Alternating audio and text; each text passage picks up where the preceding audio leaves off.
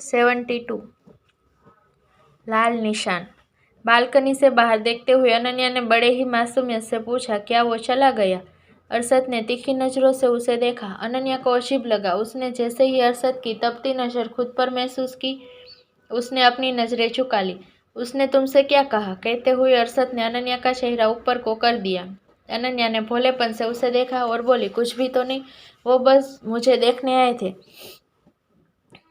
अरशद की आंखें सिकुड़ गई। वो बोला, अन्या सच सच बताओ, उसने तुम्हें क्या बताया है?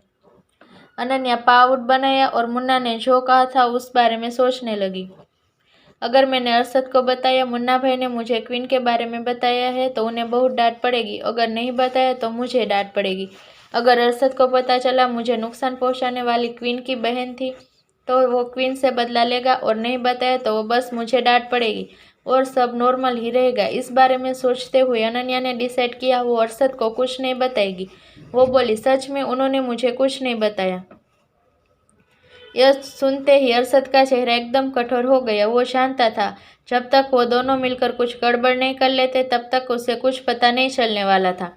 अनन्या ने चोर नजरों से अरशद को देखा और वापस कमरे में जाने लगी, लेकिन तभी उसे चक्कर आ गया और वो लड़खड़ा गई। इससे पहले वो नीचे गिरती अरशद ने उसे पकड़ लिया। भले ही उसे एंटीडोट टाइम पर दे दिया गया था, लेकिन अभी भी उसकी बॉडी वीक थी।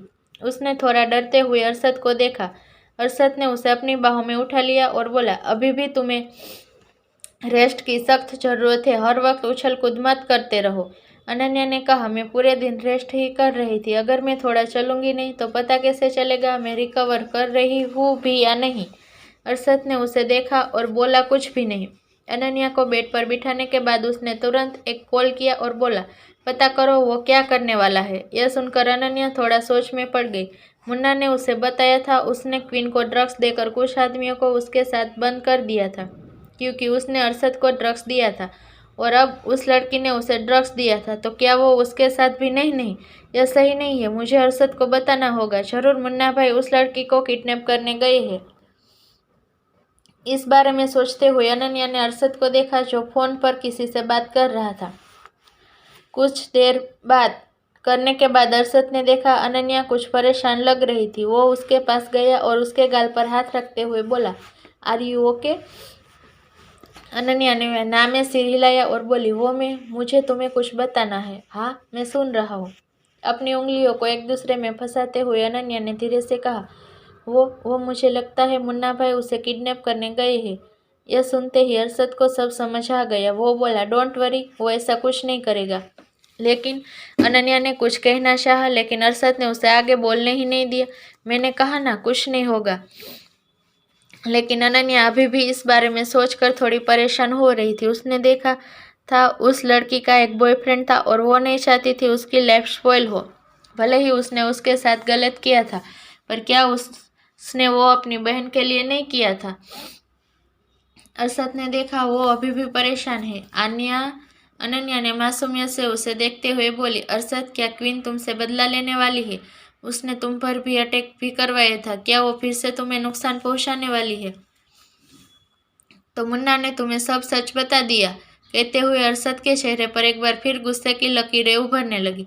अनन्या ने कहा, नहीं, उन्होंने मुझे नहीं बताया, मैंने खुद ही अंदाजा लगा लिया। न्यूज़ में दिखा रहा था क्वीन ने किसी बिजनेसमैन पर अटैक किया है और उस वक्त तुम्हें गोली भी लगी थी। मैं उसी वक्त समझ गई थी वो तुम्हारे बारे में बात कर रहे थे।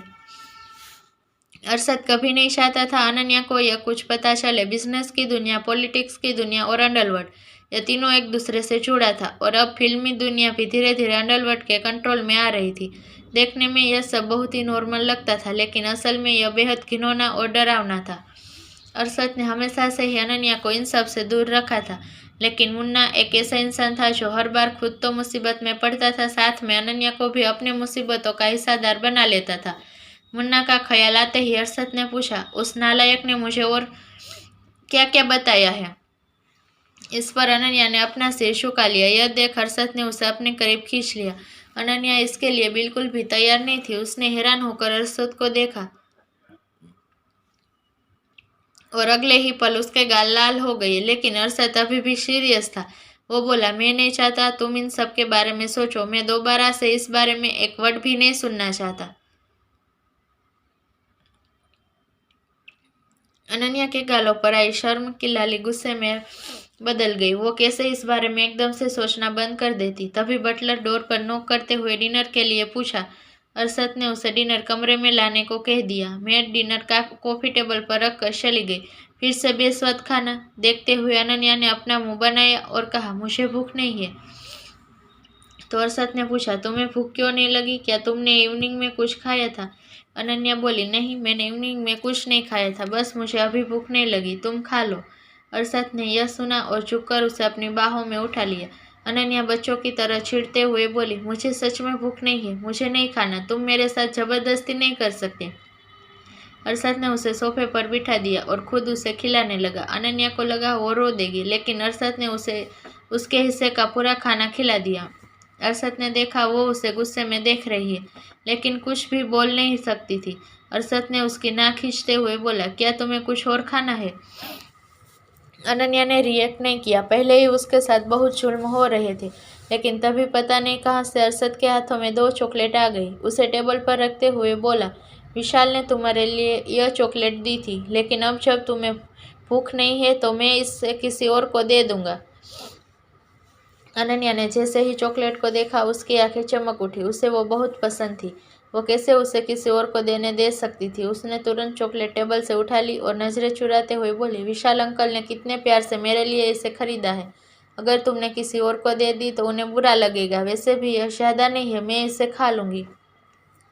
विशाल और माधव से वो तब मिली थी जब वो बचपन में हॉस्पिटल में एडमिट थी। उस वक्त उसे उनसे बहुत डर लगता था, इसलिए वो दोनों उसके लिए हमेशा चॉकलेट लेकर आते थे। वो उनसे चॉकलेट तो ले लेती थी, लेकिन बात कभी नहीं करती थी। अनन्या चॉकलेट लेकर कमरे से बाहर जाने लगी कि अरशद ने पूछा, तुम कहाँ जा रही हो? तो अनन्या बोली, मैं अपने रूम में जा रही थी। उस वक्त अरशद उसे अपने रूम में ही ले आया था, लेकिन अब जब वो ठीक थी तो अपने कमरे में जा सकती थी। तभी अरशद ने कहा, कोई ज़रूरत नहीं है, आज से तुम यही रहोगी। क्या वो उसे हमेशा के लिए अपने कमरे में रहने को बोल रहा था? अनन्या को अभी भी इस बात पर यकीन नहीं हो रहा था। उसे मूर्ति की तरह एक जगह खड़ा देख अरशद ने फिर कहा, आन्या वापस आओ, तुम्हें बाहर जाने की इजाज़त नहीं है। ओह, लेकिन क्यों? अनन्या ने कन्फ्यूज होकर पूछा, लेकिन अगले ही पल उसे लगा उसने कुछ गलत बोल दिया है, इसलिए वो जल्दी से बोली, ठीक है, मैं यहीं सो जाती हूँ। वो बेड पर चली गई। उसने उसी वक्त दोनों चॉकलेट खा ली और सोने लगी। तो अरशद ने कहा, आन्या पहले अपनी मेडिसिन लो, उसके बाद ही तुम सो सकती हो। उसने मेडिसिन ली और ब्लैंकेट ओढ़ के लेट गई। उसने किसी को बताया नहीं, लेकिन उसके बॉडी में अभी भी बहुत पेन हो रहा था। वही अरशद ने भी अपना डिनर फिनिश किया और फ्रेश होने के लिए वॉशरूम में चला गया। इस बीच मेड जूठे बर्तन रूम से ले गई। रूम में वापस आते ही अरशद ने रूम का डोर बंद कर दिया।